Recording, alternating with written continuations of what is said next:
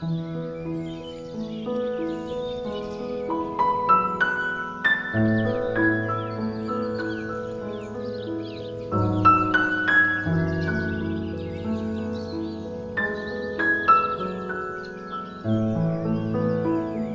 the idea with this retreat, as always, is to do some study of the suttas.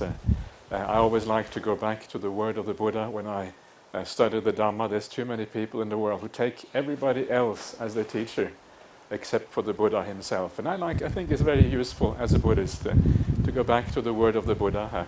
It doesn't mean that we cannot take contemporary teachers as our teacher as well. Of course we can. But to kind of base ourselves in the word of the Buddha, I think is very useful because it gives you a grounding, it gives you a gold standard by which everything else can be judged. And when I do these retreats, I like to have a theme for these retreats.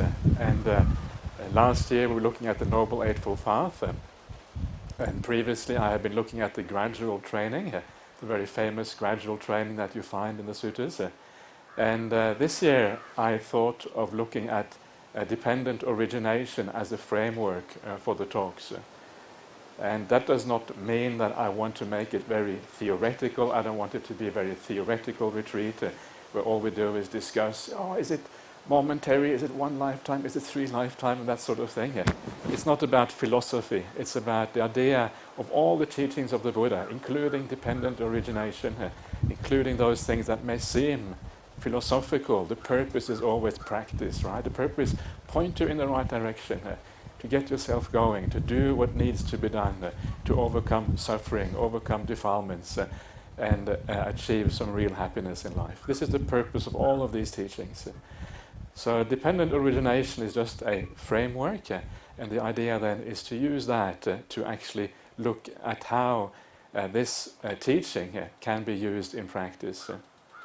So not to philosophize too much, although a little bit of philosophizing is perhaps necessary because it is quite profound in certain places, and I think we need to discuss some of those profundities as well, because it is really the kind of essence, the outlook of the Buddha, how he looks at the world, and for that reason it is of course very interesting in its own right. So roughly the first half of the retreat I will be going through dependent origination, and then in the second half I will be doing things that are a bit more practical, a bit more to do with how to work with the mind and that sort of thing. But for this morning I just wanted to give some very basic instructions first of all, and maybe read out one sutta or so, see what happens as we go along. And so just to have some basic foundation for the meditation instructions is the first thing I'd like to do. And one of the principles that I always like to use when I think about meditation is that always there's one basic thing that the suttas always come back to, and that is the idea that meditation is supposed to be a happy, a pleasant, a relaxing, an easeful experience. That is the idea of meditation practice. And in monastic life, the real pleasure of monastic life is really meditation practice, right? So if you can't find your pleasure there, if you can't find your happiness there, it is unlikely that you will find all that much happiness in monastic life. It makes it much more difficult.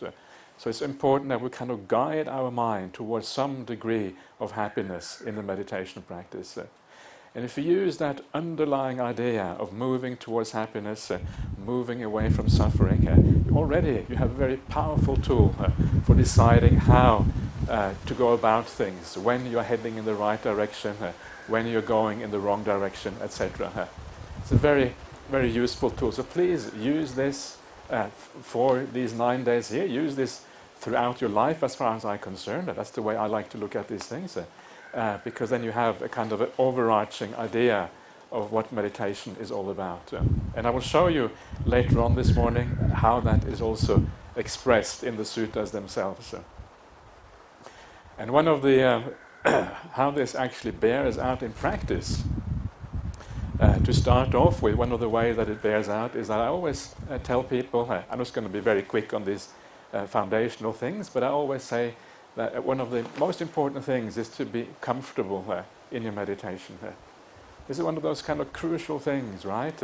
And it's one of those things that we tend to forget so easily, that we sit with too much pain, and the mind sometimes gets obsessed with that pain. And when the mind gets obsessed with the pain, it's very, very hard to move on. So this is one of those big problems, and I recommend people generally to be comfortable in your meditation experience, in your meditation practice when you sit down. Sit in a way whereby you feel at ease and you feel relaxed. And this is really, when you think about it, this is the very first teaching the Buddha gave in the Dhammacakkappavattana Sutta. Right? He starts off, the very first thing he says is the middle way here. And yet, despite the fact that the Buddha, this is the very first teaching that he gives, it is so easy to forget that very basic teachings. No need to torture the body, no need to create artificial pain, just as we shouldn't indulge the body here. You should find that middle way here. And there's something very powerful about that, because when you find the middle way between, on the one hand, indulgence, on the other hand, pain, what happens is that the body starts to disappear. The body becomes irrelevant, right? If there is pain in the body, there is something to be done. You want to sort out the pain. You want to get rid of that. If there is pleasure to be had through the body, of course, again, the body is important because you find pleasure there. But when you find neither pleasure nor pain, the body starts to fade away. It's really quite simple. It's almost not like a middle way. It's almost like the two extremes are part of the experience of the body, in a sense. And when you go past the two extremes, the middle way is the way of the mind, the way of mental development. That's why the middle way, of course, includes the Satipatthanas, includes the jhana experience, samma samadhi, and all that. This is the mental development, devoid of the body here. So this is really the first thing. So just, enjoy, make sure you don't create additional suffering, right? Enough suffering in life already here. Is anyone who hasn't got enough suffering in life? And then we sit down and we kind of create more just to make sure we have enough suffering in life. Sometimes that's what happens. And it reminds you of that famous sutta in the Majjhima Nikaya, the Devadaha Sutta, where the Buddha is talking to all the Jains, right? And the Jains, they're sitting on these burning hot rocks in the middle of the sun, in the middle of the day. I'm sure you know how hot it gets in the north of India. It gets even hotter than it gets in Sri Lanka, I believe. Sometimes. I think this year they had a record heat of over 50 degrees. And so these Jain ascetics, they would go out in the middle of the day on the burning rocks in the sun, stand on one leg or whatever, and all these kind of weird things. And the Buddha, and they say, "Oh, we're burning off all karma." And the Buddha says to them, well, maybe you're feeling these feelings because you are sitting on a burning hot rock in the middle of the day. Maybe that's the reason why you're feeling these feelings. So this is kind of the Jain way of practice, right? Where you deliberately create these painful feelings. And it's not really the Buddhist way. The Buddhist way is really to transcend all that. And that comes out very clearly in the Devadaha Sutta, in the Majjhima Nikaya, if you want to have a look at that one here. So that is the very first thing, finding that body which is doesn't have any pain. A very simple teaching, very obvious in many ways, but still many people forget this, even in Buddhism. And then once the body is not too painful, you're finding that middle way. The second thing to do is to, of course, relax everything, to feel at ease, right? This also, in a sense, is the middle way here. If the body is tense, it is basically a physical problem. So again, it's not the middle way here. So find that ease in the body, where you feel relaxed, right? One of the things about meditation practice is to find a sense of relaxation, a sense of ease that is more profound than any sense of ease that you normally have. So you spend that time to find that ease. Spend that time just to really just feel the peace, feel the beauty of the meditation, allow everything to settle down. And when you do that, you find yourself almost magnetically drawn towards the meditation because it is more pleasurable, more happy, more easeful than what ordinary life is like. So very obvious in a sense, but I think often people neglect that. What often people do, they sit down to meditate and they go to the breath straight away. But going to the breath straight away is not going to work. And the reason is because if you read the Anapanasati Sutta, it says, first of all, you should establish mindfulness, right? So you have to allow everything to calm down, to become easeful and peaceful, and then you can really start watching the breath. It shouldn't be a holding on to the breath. It should be an easy observance, an easy awareness. That is when it works out in the right way. And of course, to be able to really relax, to really be at ease, one of the most important things is the attitude we have in meditation practice. And you see this throughout the suttas. The Buddha's talks about certain attitudes. I call it attitudes. You can call it many things if you like. And he talks about the Silanusati, right? Silanusati is one of the foundational practices that you feel happy with yourself. You feel kind of a sense of gladness about your conduct in the world. And when you feel that happiness with yourself, then of course that is the kind of attitude, right? You come into meditation and think, yeah, good, I'm living a good life, I'm doing something good by meditating, the attitude is right, and then of course meditation becomes possible. Chaganusati, Silanusati, Buddha Dhamma Sanghanusati, etc. They are very common teachings in the suttas, and all of them are there for one reason, to bring that happiness, to bring that joy into existence, right? And then the meditation starts to happen as a consequence. So this is the attitude, and then you find yourself becoming very peaceful, very relaxed, very at ease, and the joy and gladness starts to arise in the mind as well. This is it, right? You may have heard this already because I think I was told you played some other talk that I've given before here. So just repeating these things, because sometimes I think these things kind of bear repeating. This is my attitude to meditation. So you can just, it's really up to you whether you what you want to make of that. So that is really all I'm going to say about that, especially because you have heard these things before. And now I thought what I would do next is to actually start out on these suttas that I have collected for this retreat. And I'm going to start off with just a sutta on meditation practice. This is not really related to dependent origination as such. It's more like by way of background and way of kind of informing the overall approach. This is one of my favorite suttas in the Nikayas. And of course the question often arises, how do we choose good suttas? Which suttas are actually important in the Nikayas? What are the ones that matter, right? This is, I think, a very important question. And the reason it is important is because sometimes there is a tendency in Buddhist circles to take out the obscure suttas, the obscure teachings that nobody really understands properly, that maybe occur one place, right?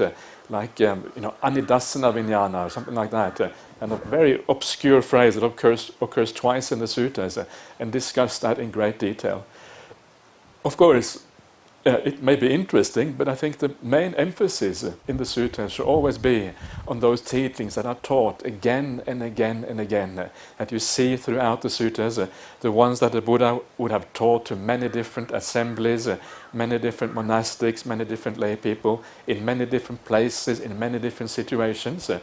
And often he would teach the same teaching, but he will give it a slightly different slant, right? A slightly different angle. And when you add together all those different angles and slants, you start to get a very comprehensive understanding of that teaching. And so those are the most important teachings, right? And of course, those teachings can often be summarized in the 37 Bodhipakya Dhammas, because the Buddha himself said, this is the teaching you should remember after passing away. He says that in the Mahaparinibbana Sutta. These are the teachings, this is the Dhamma, this is kind of the essence of what I have taught. And any other teachings as well in the suttas that kind of bear out those basic principles that you find with the Bodhipakya Dhammas, and any suttas that occur again and again and again. And this particular sutta I'm going to read out is one of those suttas that is very common. This form I'm going to read out here is a particular form of that sutta. It occurs in many different forms, but this is one particular form. not only does it occur in many places in the Pali Nikayas, but what is very interesting about this sutta as well, it also occurs in Chinese, for example. And it's very interesting to compare these suttas into the ancient languages. And this one here has recently been translated. It exists in the Madhyama Agama in Chinese, been translated by Venerable Analayo, a German scholar and meditator. And what is very fascinating about this is that when you read those two translations side by side, right, we're talking about here lineages. We're talking about the Theravada lineage or the Pali lineage on the one hand.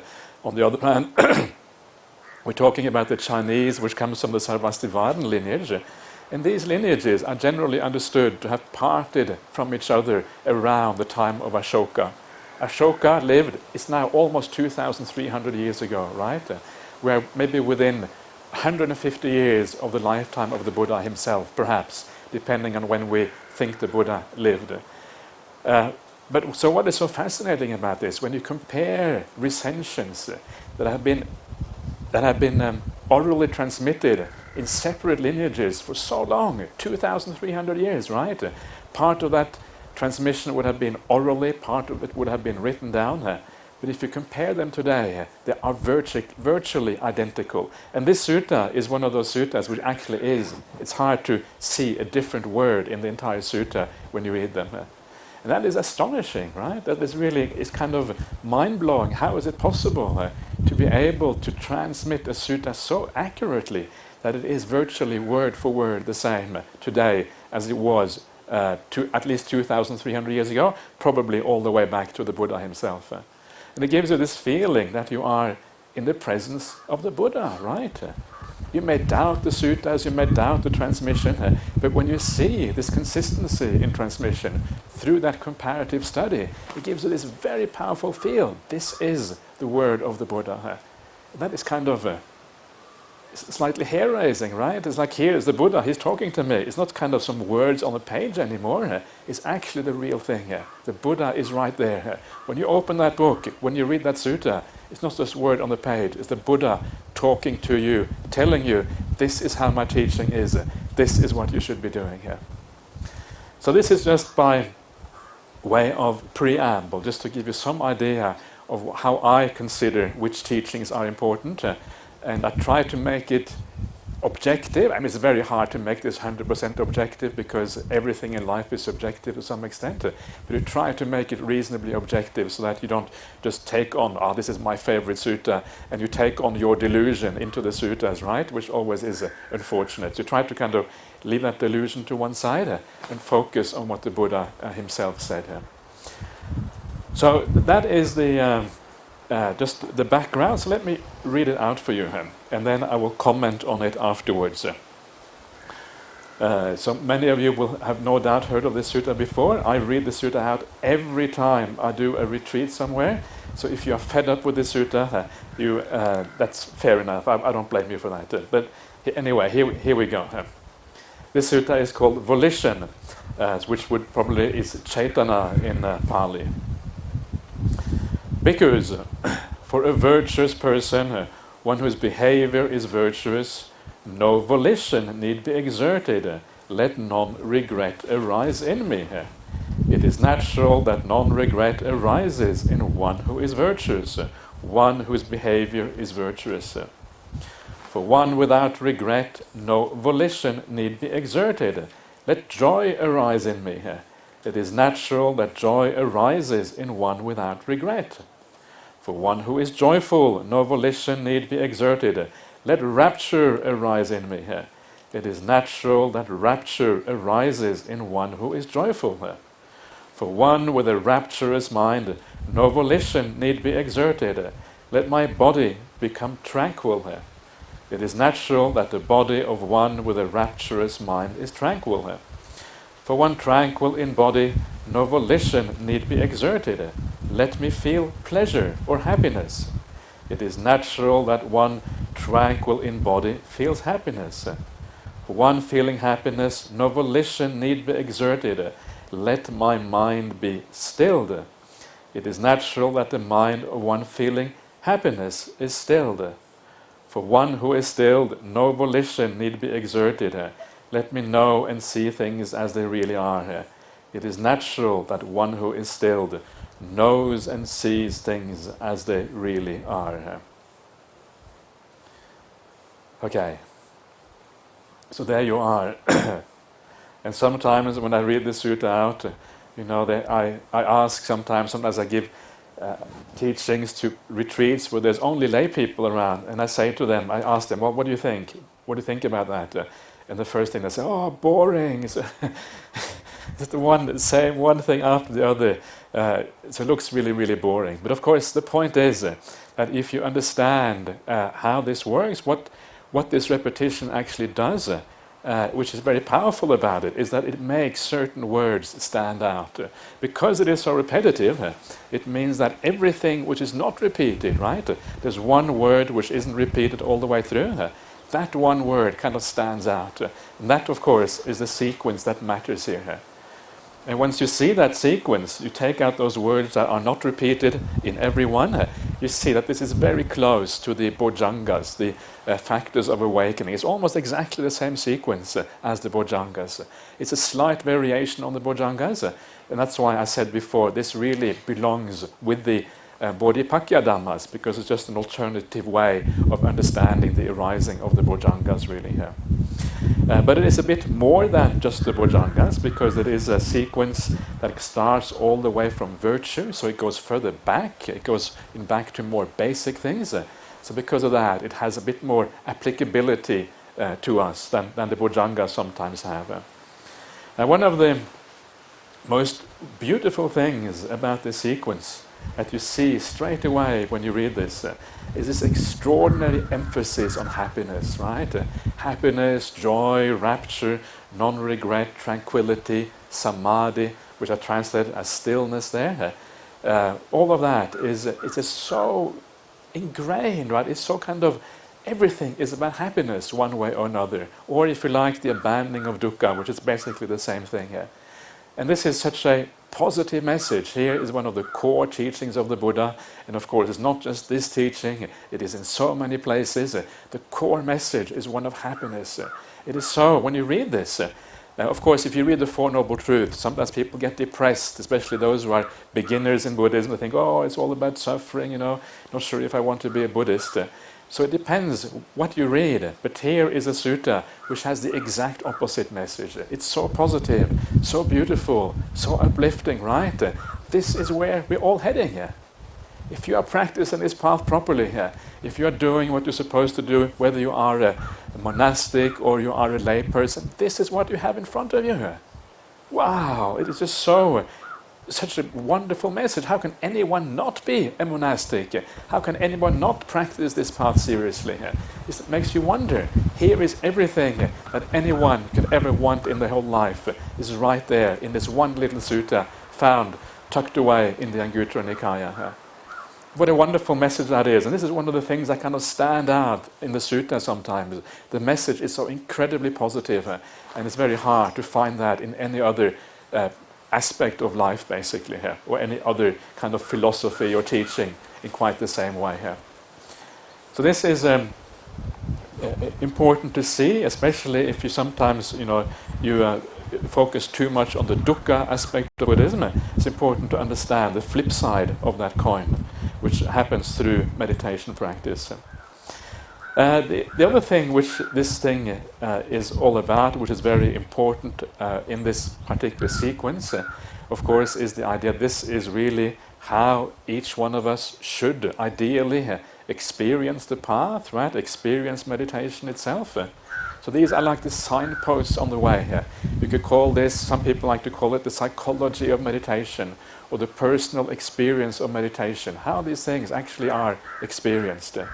This is what this is about. So very useful, right? We all need to have a map. We need to have kind of everything kind of connected. Sometimes I like to think of the Buddhist teaching as a jigsaw puzzle where all the pieces fit together. It's not really a jigsaw puzzle because it's a picture which overlaps and everything else. It's more complicated than that. But it kind of gives a rough idea. So it gives a rough idea of where we're heading. And for that, of course, again, very important and quite important to understand what these terms are pointing to, why they have that particular sequence, so you can start to recognize them in your own practice. It's like when you want to travel to Colombo, you kind of follow the sign that says, okay, 100 kilometers to Colombo, 50 kilometers, 25, right? And if you start to see that the sign says, 50 kilometers to Gaul instead, well, you know you're heading in the wrong direction. Same kind of idea. So same principle. You have the signposts on the way that are kind of making sure you're heading there.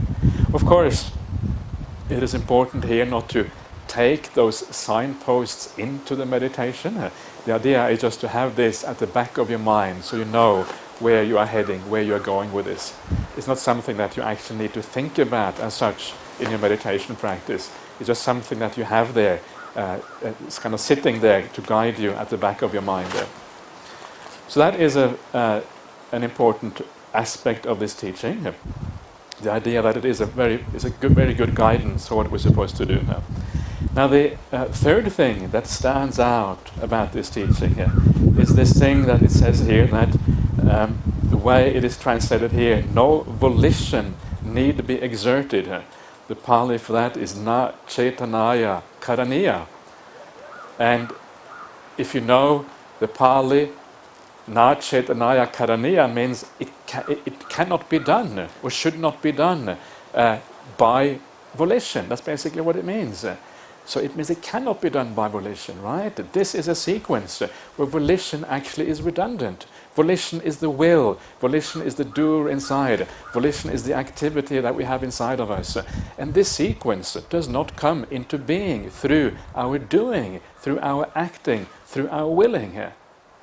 And that, of course, is very interesting, because most of the things that people do in their life, apart perhaps from the monastic life or the meditation practice, is all about doing. It's about applying yourself. It's about using your mind to kind of guide yourself and force yourself into the right direction. And here we are doing the exact opposite. Instead of using willpower, we're saying, actually, it cannot be done through willpower. It means that if you use willpower, you're probably getting in the way, right? Willpower is wrong. The volition can't actually do this. So we have to go the exact opposite of how people normally live their lives. We have to withdraw the will, withdraw those things that usually guide everything we do. And because we are so used to that, because this is such a big part of how we live, how we have our habits, etc. This is one of the reasons why it is difficult, why meditation can be difficult. Because it is a new direction here. It's a new thing you have to do. You have to learn to be aware, to be attentive, without actually doing anything here. And it's quite hard sometimes to do that. Thoughts come in, right? Where do the thoughts come from? The thoughts come from the will, of course, from the volition, from the activity of the mind itself. And this is to me, has always been very interesting, because it's also very nice, right? If you don't have to do anything, it's actually very pleasant. You can just sit back and you can just enjoy. There's nothing that you have to do. And of course, one of the things that most of you who have meditated for a while will recognize is that the less you do in your meditation, the more beautiful it is. Right? The more peaceful it is, the more nice it is. And you start to understand that all this doing actually is a pain, is a part of dukkha, is an aspect of dukkha. And when you withdraw that, actually that's when energy starts to arise. That's when beauty, that's when piti and all of these other wonderful qualities of mind start to arise as a consequence. So it's one of those amazing things that it is right there. But you can see how easy it is to misunderstand. No volition need be exerted is a translation by Venerable Bhikkhu Bodhi. But I would translate it more strongly than that. As this cannot be done through an act of will or something like that, then I think you are more in tune with what the Pali actually says. And then, of course, it says it is natural, right? This is dhammata, in accordance with nature. This thing just happens. If it is in accordance with nature, it means that there's nothing you have to do. All you have to do is set in place put in place the right causes, and then everything else happens as a consequence. It's a natural thing. It must happen. Whoa! relax, enjoy, right? And again, it's a very, very nice message and very beautiful message as far as as I read it. So those are the kind of some of the overall ideas in this short little sutta. Now, one of the things that, of course, always is an important point when you have a natural sequence like that, where one thing leads to the next one, step by step, then the points of importance are the initial point, right? Because the initial point is where everything else happens from. If everything else is a natural consequence of the initial point becomes really important. This is where the work is to be done here. And of course the end point is also interesting here. So we have a quick look at the end point as well, because where all this is heading. Although the initial point is probably more useful for immediate purposes at least. So the initial point here is the thing that sets this whole thing off is that a person is virtuous. And of course the Pali word for virtuous here is sila, right? So it's the silavanto person, the one who has virtue, is the one that is meant here. So this is the critical aspect. So if you have ever wondered, why is it when I sit back, I just relax, I'm just taking it easy, I'm just trying to have fun, right? But it isn't happening. Where is the joy? Where is the happiness? And then of course the answer is right there. The answer is, the reason is because your sila isn't yet purified enough. That is the reason. The answer is right there. It's very obvious. And you may think, well, but I feel quite pure, I feel quite good. So what's going on? And of course the point there is that the defilements of the mind are often very subtle. Attachment to the body, attachment to the five senses, attachment to the pleasures in the world can often have quite a subtle form to them, and that is why it can be very hard to see here. It's important here to understand that when we talk about sila in the Pali language, the way I understand sila is that it is more, the English word virtue just means that you don't do too many bad things, right? It doesn't really capture sila in my opinion. The idea here, unfortunately neither English nor Pali is my native language, I'm a bit on thin ice here, but the idea with sila is that it has to do with your habits, with your character, with who you are as a person. That's how I understand this term. It's very, very broad. And that's why in the suttas they talk about things like the Indriya Sangvara sila. Indriya Sangvara sila, right? Which is a mental thing. It doesn't have anything to do with our external conduct. So it's very, very broad. It's about how our entire personality. So this is what really sila is about. It's about learning to change your character, to change who you are as a person, and move it into a place where you not only do you speak kindly and you act kindly, and of course you avoid the bad things, but also you think kindly, right? You don't think the bad things. All of it is also part of that. And of course, if you have a mind of metta, and you have a mind of kindness, you have a mind which is understanding, which has time for other people, which doesn't get upset very easily, which is compassionate, understanding the suffering in the world, all of these kind of things, then of course you can understand why sila is really the foundation for this whole thing here. And of course then you can do the silanusati. I was talking about the silanusati before here. And of course the way to do the silanusati then, you just sit back. And you sit back and you wait for all those good actions, all the things you have done in your life. They just come back to you and you feel a natural sense of gladness. And then based on that natural sense of gladness, this whole sequence then takes off as a consequence. So sila is really the crucial issue, and for that reason, because it is so broad, and because sila is almost everything up until you get to samadhi. Once you get to samadhi, at that point, your sila has been purified. But remember, if you read the Satipatthana Sutta also is really about sila, right, to a very large extent. Satipatthana is all about learning how to overcome the hindrances, how to overcome attachment to the body, right? These things are very important aspects of Satipatthana. So that too is really about sila. The whole path is a Visuddhi Magga, the Visuddhi Magga of the suttas, not the Visuddhi Magga of Buddha Gosa, but of the Buddha himself. The whole path is a Visuddhi Magga, and this is why sila is so important as a very initial aspect here. And then very briefly as well, at the very end, it says that samadhi is the condition for yathabhuta jnanadasana, and it is translated here as concentrated. I translate it as stilled, and the reason I translate it as stilled is because my teacher translates it as stilled, and these things are recorded, right? Because they're recorded, he might get to hear them. And if I translate as concentrated, I might get in serious trouble in my monastery back in Perth, so I had to translate as stilled. That's why I do that. Maybe we should delete that from the recording by the might be counterproductive. No, but anyway, I think there is a point to that. I think stilled, for me, is a more meaningful and more useful word than the idea of concentrated, which kind of often has an idea of force of mind rather than just being at peace and being at ease. But of course, the important point here, remember we're talking here about a sutta which is repeated like this in so many places in the suttas, so many places you find this.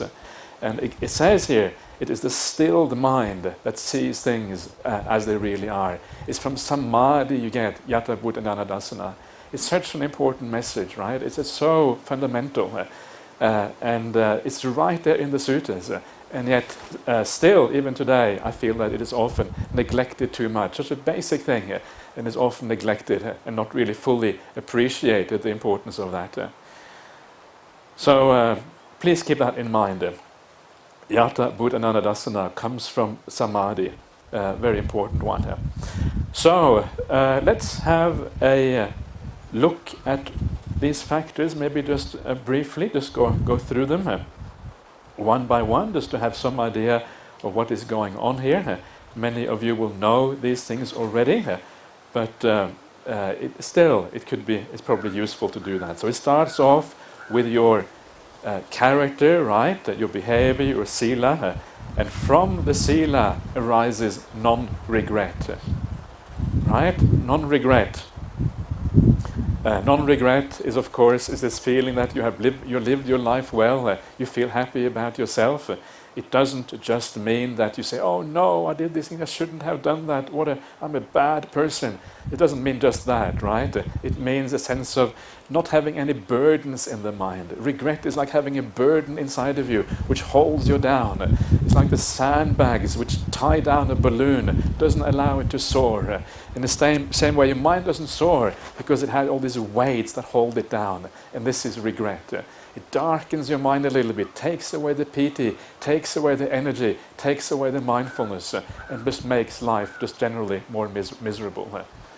So, and you can feel that inside of yourself, and I would recommend everybody to feel these things. Feel how your actions actually affect your mind straight away. We talk about the ditta dhamma kamma, the kamma in this very life.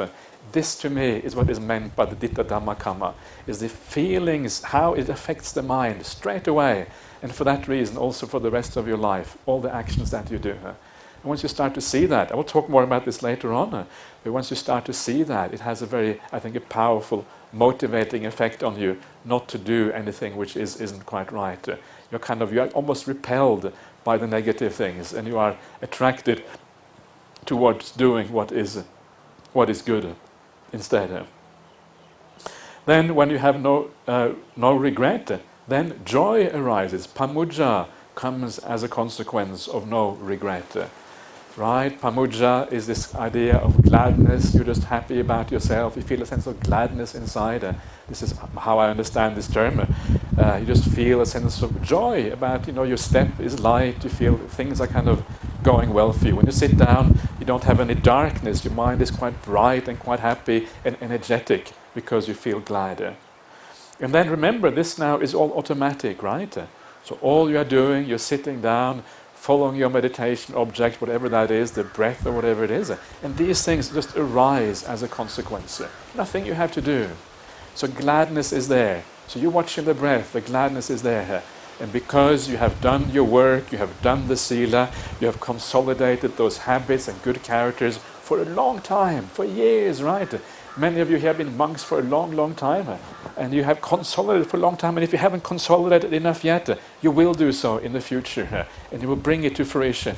And then because of that, because the power of the mind is there, gradually the gladness becomes more powerful, and it merges into piti, which here is translated as rapture.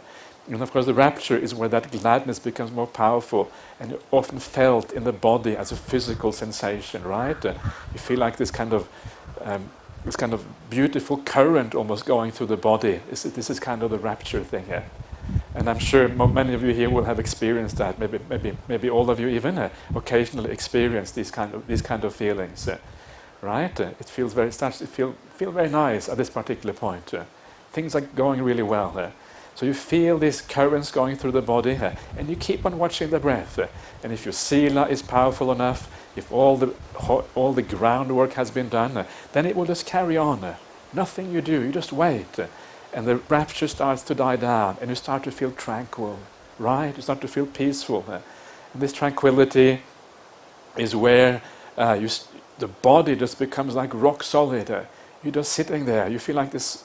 You don't want to go anywhere else anymore. This is what tranquility is like, right? You feel just so happy to be here. You don't want to go anywhere else. Sense of peace and ease in the present moment. And you often find that the meditation may go through some kind of some kind of curve, and at the height of it, it becomes very, very, very beautiful and peaceful. And then gradually it comes out again afterwards. This is often how how people often experience the meditation itself. And then, of course, that tranquility, with that tranquility, or you could say, as the tranquility is developed further, comes an even more profound sense of happiness, a deep sense of satisfaction that comes inside.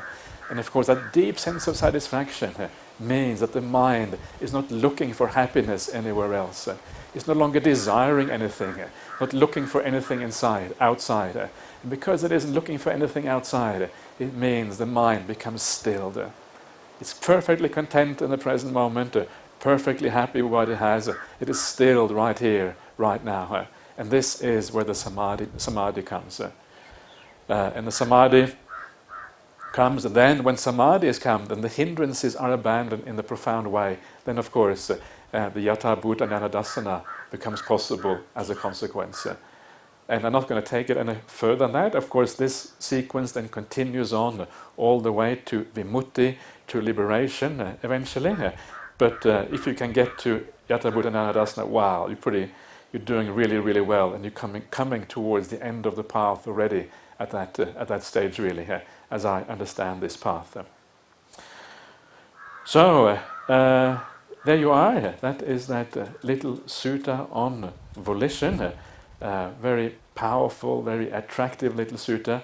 And as I was saying at the beginning, is that meditation should always be about some kind of happiness, some kind of reduction in suffering, some form of ease, right? And if you start off with torturing yourself a little bit, having too much pain in the body, your knees are hurting, your back is hurting, but you're going to kind of push through it and see what happens. If you do too much of that, there's no way you're going to be able to access these beautiful states. Unless you are already very skilled in samadhi, then maybe you can do it. But for the majority of people who haven't got that skill in samadhi, actually, the people I know who are really skilled in samadhi, they never torture themselves. The way they do, they kind of sit back, relax, take it easy, and when they feel ready and everything is nice and easy, that's when they kind of move towards samadhi. That is my experience of these things. So remember that, because then becomes a guide for not only for how to do this particular practice, but also for how to get started, how to get into this, right? And then hopefully that will be something that you can use in your entire Buddhist life. Okay, so I think I will stop there for this morning, because I'm not perhaps 100% recovered yet from my overnight driving, but let's maybe stop at that particular point. Okay.